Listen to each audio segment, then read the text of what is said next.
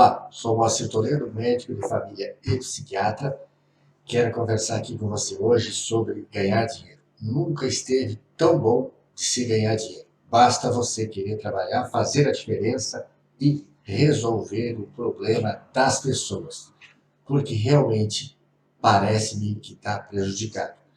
É em todos os ramos. Parece que se a gente chama alguém para arrumar o nosso fogão em casa, para limpar, não fica bem limpo.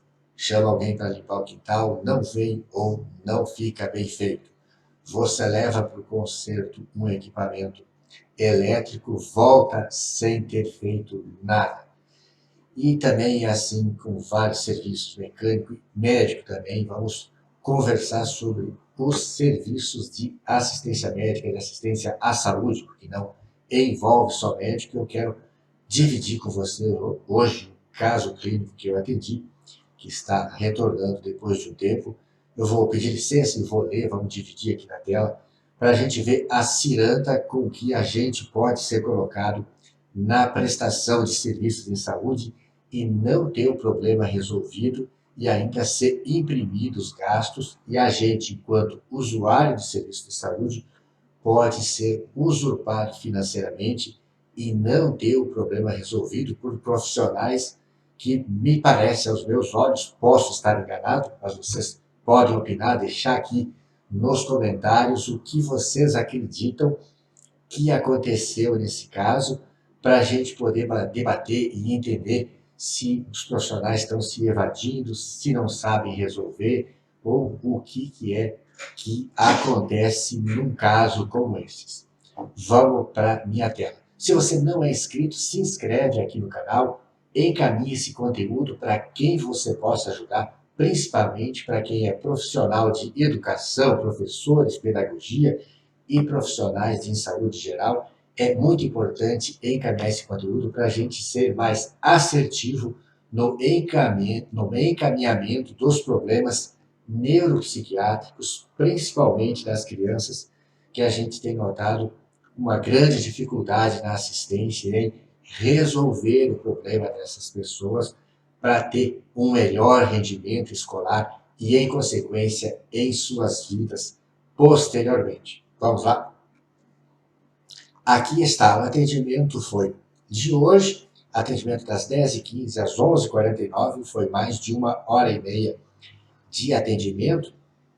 É uma paciente que eu já atendi há 14 meses atrás, escrevi 13 meses aqui, mas é uma menina que está com 5 anos, ela é adotiva e a mãe é uma profissional de saúde também, é da área de saúde, mas não está atuando, ela atualmente é empresária dos seus imóveis e cria essa filha. E foi medicada para um quadro de hiperatividade e desatenção, foi escolhido um remédio que também controla a ansiedade, um tricíclico.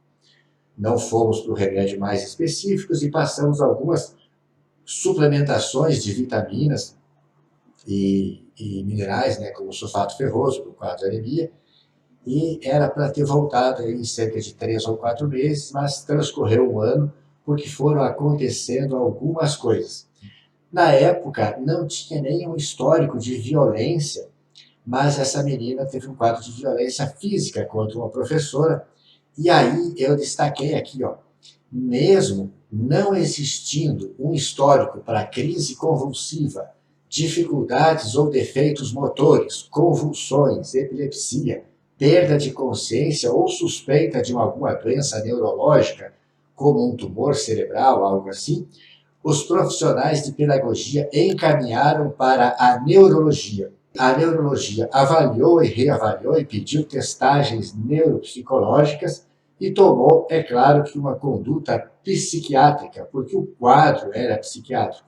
Prescreveu um antipsicótico, a risperidona, classicamente muito utilizada na infância e nos adultos também, numa dose pequena sob a minha ótica, porque a mãe adotante continuou tendo problemas de enfrentamento, de agressividade com a menina de 5 anos. A mãe também me relatou que fez avaliação neuropsicológica e que a neuropsicóloga teria falado que não suspeitaria de TDAH, de hiperatividade e desatenção para a criança. Porém, o quadro da infante é nítido. O quadro hiperativo é nítido, é gritante. Ela não para de andar no consultório, de falar, de se mover, inclusive está com o antebraço fraturado, algo típico dos infantes portadores de hiperatividade serem mais descuidados, agitados e, por isso, terem muitos históricos de fratura de punho e antebraço. E essa testagem neuropsicológica custou para ela mais de R$ 3.000 e, segundo ela, o relato veio inconclusivo. Ela me conta que tem problemas de enfrentamento, que a menina sempre desafia ela e ela, para não passar vergonha, acaba cedendo ao comportamento desafiador da menina. Isso, é claro, tem que ser mudado comportamentalmente. A mãe vai precisar da ajuda da terapia ocupacional, da psicologia, para ela mudar essa conduta e ser mais assertiva, ser mais incisiva e exercer a autoridade familiar sobre a infante, que precisa que a infante não tem essa obrigação de decidir as coisas. A obrigação é da genitora, é da mãe, através do poder familiar. E aí, o que acontece? Eu fiz o exame, descrevi aqui que a pequena tem bom contato interpessoal, faz bom contato visual, se comunica bem e tem capacidade de demonstrar o seu afeto, seja com raiva ou com afetuosidade, para ninguém trazer a falsa suspeita de diagnóstico de TEA, transtorno do espectro autista. Não tem nada a ver com TEA. E a mãe, insatisfeita com a dosagem de risperidona, insatisfeita com as avaliações, um ano depois, felizmente, trouxe para a gente e, com a ajuda do bom Deus, a gente vai conseguir, se Deus quiser, ajudar melhor esse caso. A minha análise do caso, eu vou pedir licença para ler. Converso com a mãe e, diante do histórico, exame clínico da infante e relatórios trazidos pela mãe adotante, vejo que os usuários do serviço de saúde, ela e a filha, foram postos numa ciranda de gastos financeiros e avaliações que geraram relatórios evasivos e inconclusivos, pois não apontam nenhuma CID do Código Internacional de Doenças, nem do Código do DSM, que é o Manual Diagnóstico Estatístico de Psiquiatria, e escrevem de forma subjetiva algo como: isso aqui eu transcrevi do laudo da neuropsicologia. Os resultados da examinada indicam hipótese diagnóstica associada ao transtorno intelectual caracterizado pelos prejuízos que englobam a síndrome alcoólica fetal. Os pais biológicos têm histórico de alcoolismo e essa menina foi posta para adoção por negligência dos pais. Nesse ponto, quero acreditar que a profissional avaliadora, por falta de pragmatismo e convicção clínica, deixou de registrar que os resultados da examinada, os resultados dos testes da examinada, indicam hipótese diagnóstica de deficiência intelectual leve, que geralmente compõe o quadro de síndrome fetal alcoólica. Sabemos que este diagnóstico, por vezes, de deficiência intelectual, magoa aos pais e gera perda do vínculo e consequente perda de rendimentos com terapias futuras com o profissional que o aponta. Contudo, eu penso que pessoas que não têm decisão para ser conciso e incisivo em suas conclusões diagnósticas deveriam se abster de profissões técnicas e ocupar cargos de serviço braçal, pois nestes cargos não existe demanda por decisão, e sim apenas obediência. Você cobrar mais de R$ 3.000 por uma avaliação para liberar uma resposta evasiva dessa forma, não dizendo qual é o diagnóstico, eu penso que não está correto, não é a melhor opção. Penso na hipótese de transtorno de hiperatividade e desatenção, que é o CID-F90, e o transtorno desafiador opositor, e que muito provavelmente evoluirá para transtorno de conduta lá na adolescência, né, se não formos altamente incisivos e contundentes no tratamento dessa infante aqui e agora. Eu suspeito até de deficiência intelectual, a psicopedagoga deixou, parece-me que nas entrelinhas ali, mas não afirmou, mas sem um teste neuropsicológico que aponte objetivamente um número de QI, eu não firmarei esse diagnóstico sozinho, e também penso que não é tão importante que seja afirmado um diagnóstico de deficiência intelectual, mas sim se tomar todas as intervenções comportamentais, medicamentosas e de suplementação que possam otimizar o cognitivo dessa infante para extrair o melhor dela agora durante a fase de aprendizado, para ela ter melhores capacidades futuras. Qual foi a minha conduta diante do caso? Considero que a criança e sua genitora precisam muito de intervenções comportamentais a cargo da psicologia e terapia ocupacional, no sentido de se trabalhar as questões dos limites e da hierarquia entre mãe e filha, pois a mãe tem se comportado muito ao nível de par da infante, sem conseguir exercer o poder familiar agora aos 5 anos da infante, fazendo-se temer o que será aos 15 anos, quando tivermos possivelmente um transtorno de conduta mais grave, os problemas serão maiores.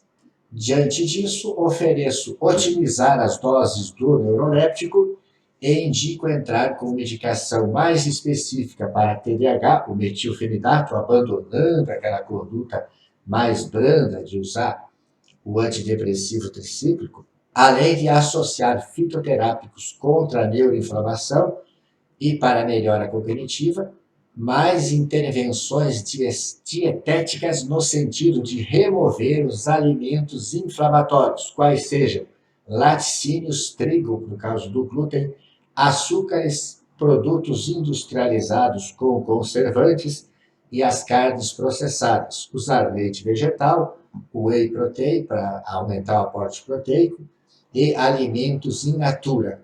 Sugiro uma nutricionista funcional para acompanhar o caso, mais higiene do sono, subtração de telas, que a mãe já faz muito bem, e fornecer mais atividade física para a menina, que está um pouco limitada agora, que fraturou o braço no balé. Solicito novos exames para avaliar a bioquímica e o metabolismo, ofereço segmento seriado mais próximo, se eu for o profissional escolhido, né, para acompanhar o caso, para evitar que ela se perca. Nesse tempo, ela se perdeu em neuropsicólogas, outras TOs, outras psicólogas, neurologia e também endocrinologia. Eu imagino quanto deve ter acontecido de dispêndio e nada foi resolvido. Parece-me que está na estaca zero. A outra consulta tinha sido o retorno lá, 8 de março, dia do meu aniversário, dia das mulheres. A gente tinha visto os exames e tomado essas condutas aqui. A gente tinha usado a nortriptilina para acalmar um pouco a ansiedade, a hiperatividade, mas não é a melhor escolha. Os pais às vezes têm um pouco de medo de usar a Ritalina, por ser faixa preta, a gente tenta começar por ali. Mas esse foi um caso bastante marcante que me deixa extremamente inconformado, para não dizer indignado, com ver as pessoas expostas a uma ciranda de peregrinação em serviços de saúde sem resolver o seu problema. Por isso eu quero que vocês pensem sobre isso e divulguem esse assunto, entendam que os problemas comportamentais e emocionais geralmente são bem geridos pela psicologia e pela psiquiatria, e que a neurologia acaba sendo demandada por isso, porque as pessoas procuram. Existe esse mito popular de que as coisas emocionais e comportamentais seriam tratadas pela neuro, enquanto que a gente acredita mais que são as doenças físicas do cérebro, como epilepsia, convulsão, tumor cerebral, microcefalia, hipertensão intracraniana, são coisas que serão abordadas pela neurologia, mas é claro que todos os médicos podem atuar em todas as áreas, mas às vezes a gente nota que as pessoas se perdem em outras investigações e fazendo avaliações que terminam não sendo conclusivas. Então, pensem sobre isso, problemas comportamentais, pensem em encaminhar para a psicologia e psiquiatria, encaminhe esse conteúdo, bota no compartilhamento e envia principalmente para as pessoas que você conhece, que trabalham na educação e que trabalham nos serviços de saúde, para que a gente possa abrir os olhos e esclarecer que as pessoas precisam ser mais assertivas nos encaminhamentos e quando você passar por uma avaliação, peça tudo, peça elaboração. Isso aqui foi cerca de 1h30 de consulta, conversei, enfiei a menina, escrevi tudo, entreguei tudo pronto na mão da menina. E aí, seguidamente, a gente encontra as pessoas falando que passaram por 3, 4, 5, 8 avaliações e meses depois é que foi ser entregue um relatório. Um profissional competente tem que ser ágil, ele tem que ver, decidir e fazer, não ficar nas entrelinhas e fazendo relatórios depois para dar respostas evasivas, porque talvez nem lembre direito mais do que viu. A gente, quem decidiu ser profissional técnico, tem que decidir as coisas e fazer. Se não tem coragem para decidir, vai ocupar cargo técnico, que vai fazer coisas já decididas por outra pessoa, vai executar um serviço braçal, não vai ser um profissional de curso superior que precisa decidir as coisas e ter coragem e se responsabilizar pelo que escreve e pelo que faz. Tá bom? Muito obrigado. Se você não é inscrito, se inscreve aqui no canal. Aqui você vai ter material contundente, sem enrolação. Muito obrigado e até o próximo vídeo.